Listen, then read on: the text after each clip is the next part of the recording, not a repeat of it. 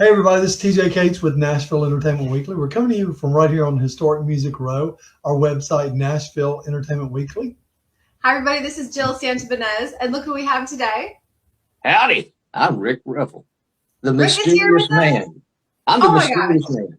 Mysterious You're man from Henry County, Tennessee. Yeah. you're incredible. You're an author, you're an actor. You actually won a Mississippi Music Award Recently. for this year with your incredible network, AME TV, and you're one of our artists on our roster. Cool deal. AME TV is great. Yes, it's on Roku. Everybody has to download it and watch it because you have so many great shows, content, everything is on there. Including Nashville Entertainment Weekly. We got Thank a little bit you. on that. We need to send some more probably. Yes. Yeah. So let's talk about you, Rick. Oh my gosh. Thank you for being with us today. Yeah, it's good to be here. We've got that new single, Singing River, and that keeps me hopping. And then we've got another song coming out in June, and Buddy, we're running wide open trying to get the music video finished for that. We already have the single cut in the studio, but now we're trying to get the music video done. So busy times, and we're getting ready to come up in a week or two to visit you there in Nashville, and going to be at the CMA event, and that's going to be a lot of fun. It is. Yeah, It's really important that we got a CMA stage because it's CMA credits, and as you build your time to become a CMA artist, that's one thing that they count is this. So we're really grateful that we have that, and it's a good location. We've done a lot of CMA events, but this is by far one of the biggest and the best that we've had so far. So thanks so much for driving in and being part of it. The parking. What are you going to play when you come there? We're going to be at the Commodore, everybody, June 6th. Yeah, I definitely want to do Singing River if we can do that song. And great. Might do a sneak peek at the new song. I don't know. Depends on how we have everything set up. But how we played the Tree of Liberty. Just guessing. Probably between 2 and 3. So we're going to be we're going to be doing an in-person interview with you there. We're going to be filming one of your songs on stage, and of course you have the time to do 2 or 3 songs. Yeah. So it's going to be a lot of fun. If I'm using tracks or just me and the guitar, or a combination of both, we'll definitely get you 2 or 3 songs and have a lot of fun, and hopefully get a chance to visit with some of my fans and friends. And I just consider everybody a friend. The fan thing is a lot of people talk about you because you're different. You're not a traditional person that they're going to see all the time. So you do so much TV, so much History Highway, which I love that show. You do so many things, and your music and your award shows, and you just travel. So I think it's really exciting that people will know that they can come to town and they can actually meet you. Will you take pictures with all your fans that show up? You will? That's cool. Yeah. And bring a guitar or something you can sign them. Bring you a Sharpie. Yeah, bring a Sharpie. I'll try to have some, but just bring your own if you have your own personal Sharpie that you prefer. But I don't know, years ago, you and I, of the 3 of us, we met, 2019. So we've been knowing each other for a long time. So yeah, you go back 2019, 2020. We've been around each other for a long time. And so, I had to decide many years ago. Merle Kilgore kind of helped me make the decision.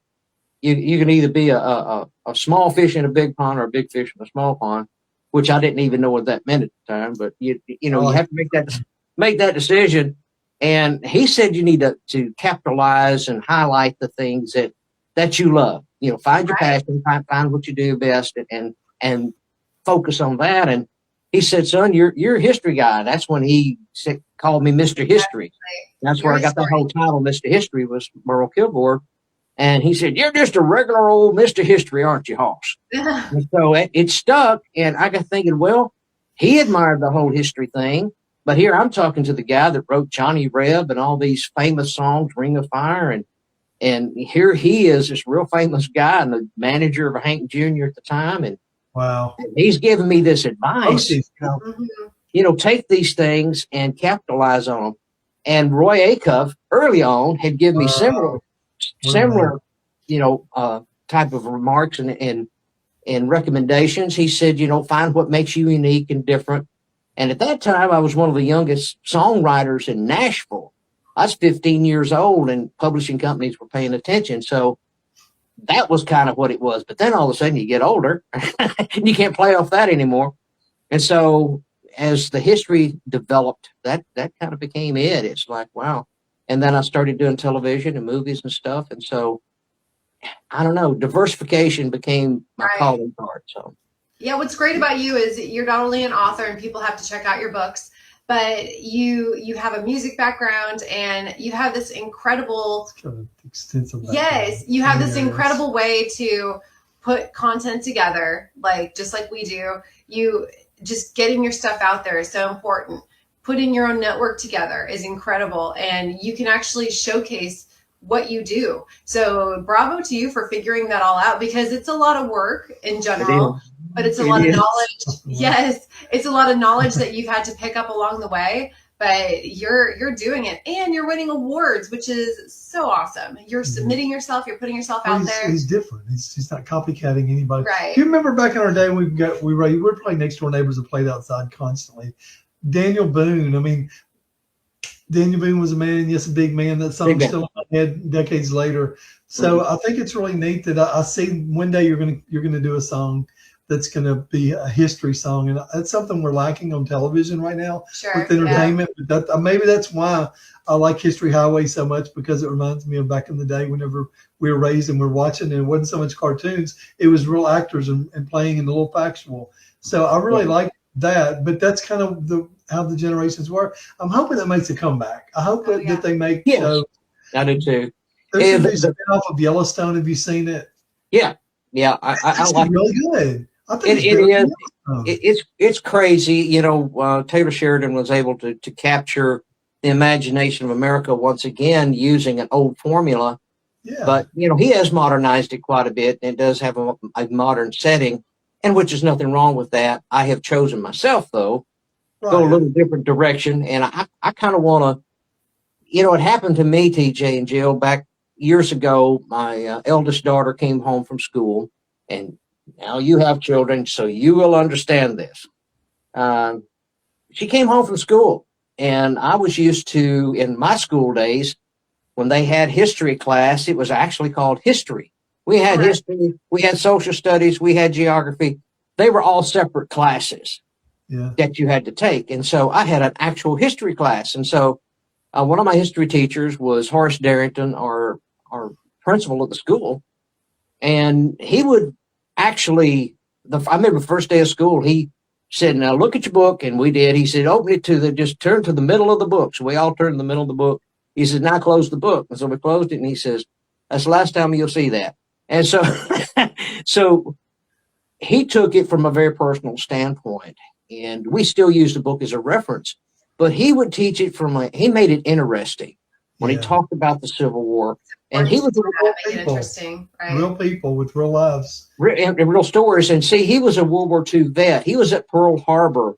He was one of the guys that climbed out of his hammock.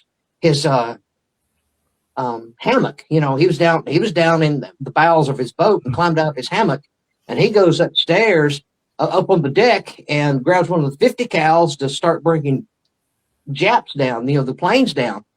The Japanese Zeros, he started bringing them down. And so here's a man that lived it. Now, he never talked about that portion of his service, but the other teachers in the school that knew him did. And so Mr. Brewer and some of the others that served, that were World War II veterans, they told us, you know, Mr. Darrington's story. And so he is telling us things kind of on a first-hand basis. Mr. Brewer. Interesting class for that. Yeah. And Mr. Brewer was a POW guy. So. A friend of mine's a pastor. He just went to seminary. He's a pastor, and he preaches about people, and he paints a picture of them.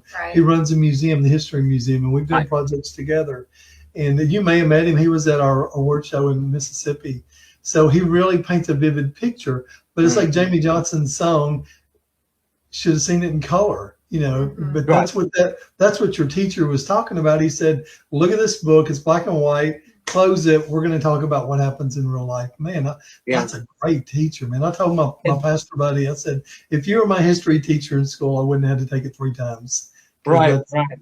And so that man's gifted. You're very lucky that was your teacher. Yeah, that's what I wanted to do was once I wanted to not just, you know, be that parent that went to the PTO meeting or PTA, whatever you have in your community.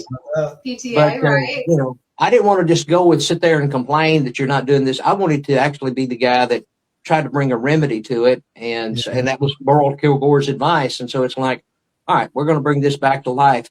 But here's a hallmark. 50 years ago this year, I was on the bicentennial wagon train, Oh my which goodness. actually has some great significance. I traveled on the bicentennial wagon train from Memphis, Tennessee, wound up in Valley Forge, Pennsylvania. I left in the latter part of March, and the Oh my 4th of July, we ride through Valley Forge.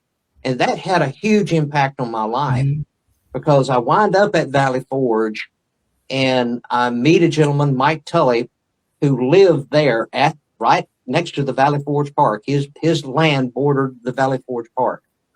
And so he heard me singing and he wanted me to start doing radio jingles. So I started flying back and forth to his house, staying there, writing jingles, going to the recording studio, and living next where he lived next to the park. We would visit the park often. And so I had actually asked the park ranger, became friends with him, and I wanted to know where was the place that George Washington prayed. That's great. You know, so I went to the place where George Washington footsteps, man, footsteps. Yeah, and so I wind up there. He takes me to the location, and he leaves me alone. And while I'm there, call it the Holy Spirit, call it what you may, but that still small voice said, "Tell my story." Wow. And I didn't know what to do with it. I'm like 19, 20 years old at that time, and I didn't know what to do with tell my story. It's like, I'm young, and I just want to live life and make it Nashville, Tennessee, and all this stuff. And this is the time of starting to work for Loretta Lynn and become an entertainment manager, and it's all that's happening. So that's what's on my mind at that present moment. But as time passed, I could not avoid the history thing. It just, every time I turned around, somebody's asking me to be a part of some type of reenactment of history. And so for the last 50 years, I've pretty much been active in preserving American heritage and history. And the last 10, 15 years has been quite intense. Actually creating the things like y'all were mentioning, AME TV and History Highway. And now the songs that I'm putting out have a history. They all lean that direction. So you're the only one doing it that I can think let's of. talk about Singing River because we're going to be featuring that on this interview. Let's talk about the story behind it, and the music video is so powerful. People have to check it out on Vivo, and it's amazing. Let's talk about it. Well, Singing River is it's one of those songs. It's a song of passion for darn sure on my end of things. When I wanted to put together the whole Muscle Shoals album, it was always my goal to get down to Muscle Shoals, but it didn't happen till late in life. A lot of my favorite music came from that area. Leonard Skinner, one of my all-time favorite bands. Yeah. And I had a chance to start meeting the people that were behind Skinner and their success. And so as time passed, some of their individuals introduced me to other individuals like Billy Lawson, who got behind my Muscle Shoals album. And of course, y'all had a chance to participate in the very first song I cut, which was Father of the Blues. And we had a chance to pitch it. And we went to the Mississippi Music Awards, and it picked up best great song blues. Best Mississippi blues. Yeah, it was well deserved. Yeah, so we're traveling back and forth, and I wanted to do a song that would capture what makes Muscle Shoals different. And I kept asking the individuals, what is it makes Muscle Shoals different? And some would kid about it and say, well, it's in the water. It's in the water. And they didn't stop to think about how serious it was what they were saying. As I began to do the research of the area, Tennessee River passes through there. Mm-hmm. And the Cherokee that lived in that area, they called it the Tennessee River. And Tennessee was in the Cherokee language, translates English Tennessee. And so it was called the Tennessee. But to interpret what Tennessee means is the Singing River. And my goodness, the Singing River passes through Muscle Shoals. That's what the shoals are. Right. It's these huge outcropping of limestone rock that pop their heads out of and stick out in the Tennessee River, makes it impassable when the water's low. And the mussels would attach themselves, freshwater shells would attach themselves. We didn't know that. To those stones. And that's called Muscle Shoals. Oh my gosh. And so the Tennessee River, really good to eat, passes through there, and it's like, wow, it's the Singing River. That's why it's such a music town. It's because it's a singing river. So I wanted to write a song that would capture that. And so That's the so clever. first verse talks about the Cherokee, and it goes right down through Skinner and Rick Hall and all the different ones that made Muscle Shoals what it is. How wonderful. And Muscle Shoals, for people that don't know, is a big music town. People go there to record with great people. I mean, there's a whole different sound down there. Right. When you go into a recording studio, it's really, you have to find the people that work with you, with your sound. And it's difficult. It really is, because we know people in Memphis and Nashville and Alabama. Every city and every area. And Los Angeles, Texas. everybody has a different sound, right? Okay. They do, and that's what I love about that area. Now, surprisingly enough, of course, they are known for Southern rock. They're known for the blues and R&B, and that's kind of their shining star. But you have people like Rolling Stones, Aretha Franklin, and Cher, and different ones hearing that sound coming out of Muscle Shoals. So it attracts them to go there and record their albums and such. So a lot of huge names that you wouldn't even think about recording there, cut their items there. Bob Seger, some of the biggest songs ever that he cut were cut there at Muscle Shoals Recording Studio. So tons and tons of things cut at the Fame Studio, Muscle Shoals Sound Studio. And I wanted to capture that sound for myself. I'd worked in Nashville, had my own studio on Music Row, so I wanted to capture something different. I was used to working with Music Row musicians, and some in Memphis, but to work in the Muscle Shoals area, it's different. You just capture a whole different feel. I live in Sheffield, Florence, Muscle Shoals. We need to get down there. Well, let's roll into the video, man. We're gonna be featuring the song, and before we do, let's tease about your new song coming out, and let's also tell people where to find you, because you have an amazing website and your music is everywhere.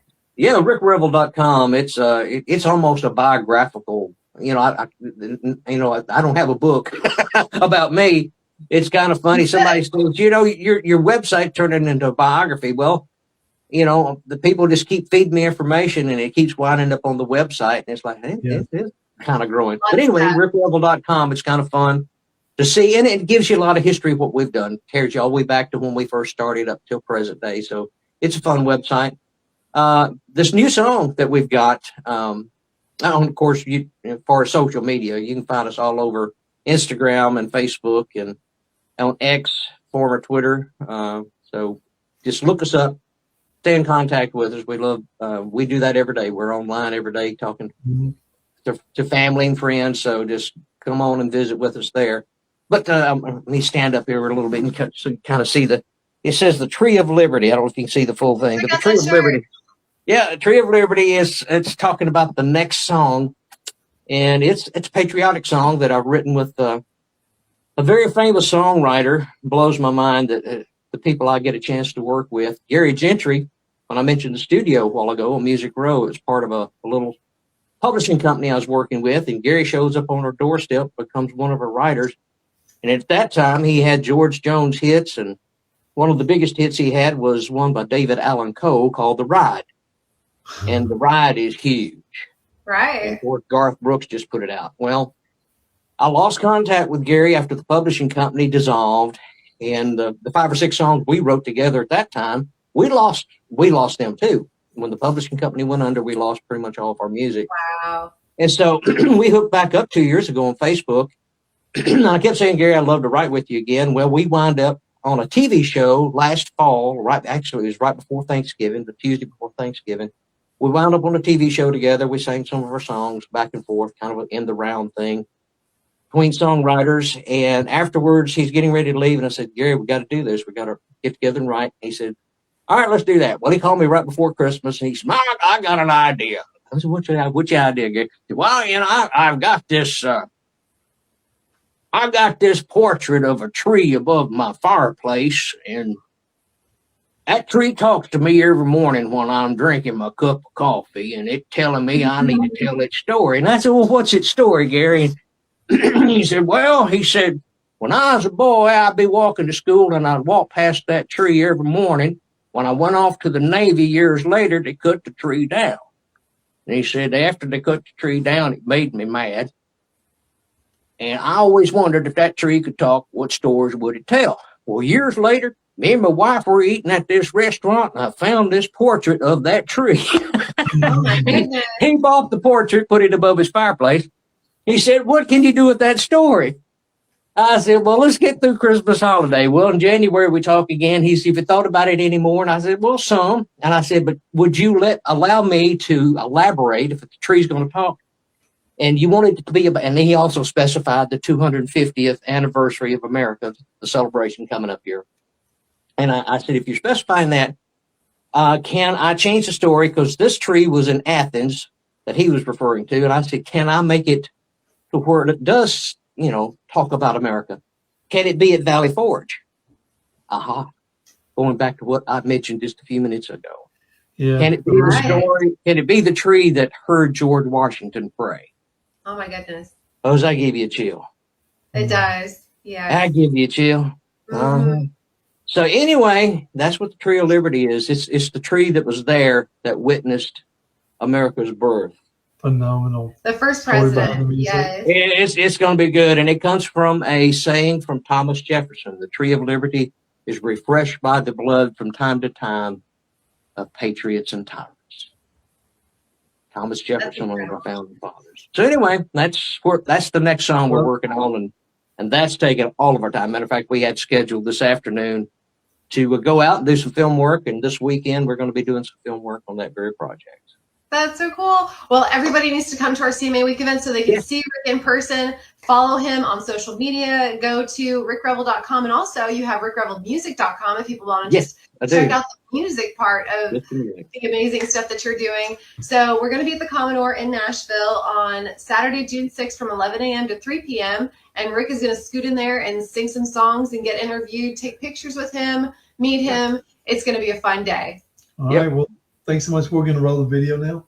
Yep. That's TJ Gates with Nashville Entertainment Weekly. Jill Santibanez and Rick Revel. For 2 weeks. Great to be with you guys again. To sleep faster, stay asleep longer.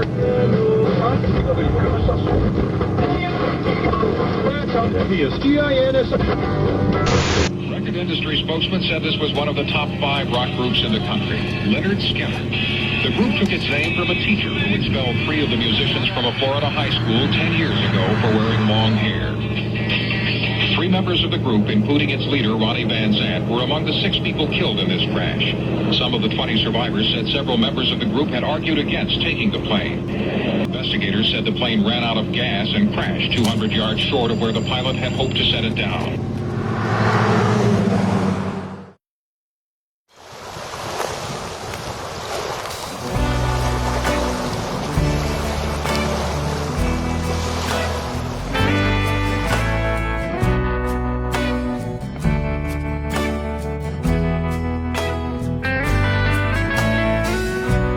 Tennessee River down in Muscle Shoals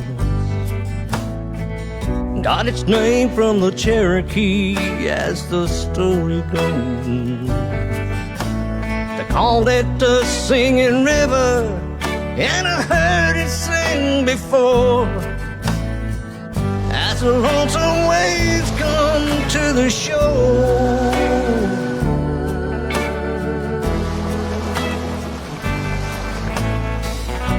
when Skinner's free bird fell from the sky, Ronnie and Steve and 4 more would die. I was down at the shores by the Tennessee when I got that tragic news. Me and that singing river sing the blues. Singing river, sing a sad song, sing about the ones that are gone. So hard to carry on, don't mind being alone. Singing river, sing a sad song, it feels like something's wrong. Singing river, sing a sad song, singing river, sing me a sad song. Whoa, sing me a sad song.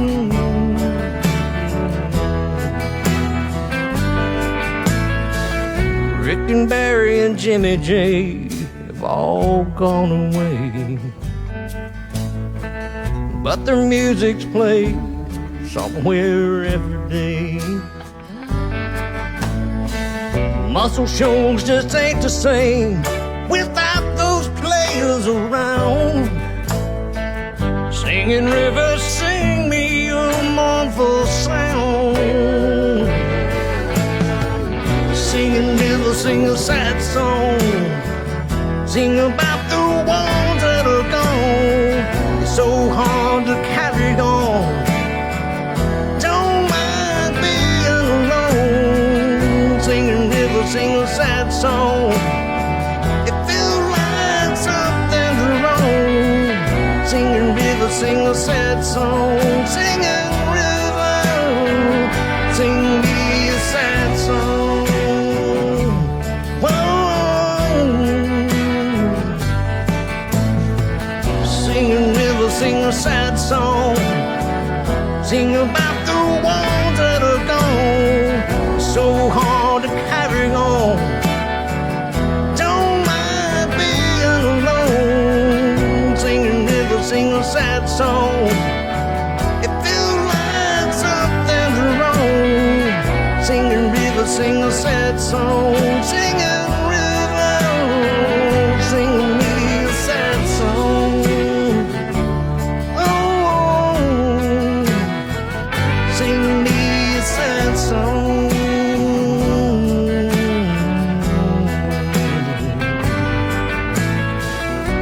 The Tennessee River down at Muscle Shoals got its name from the Cherokee, as the story goes.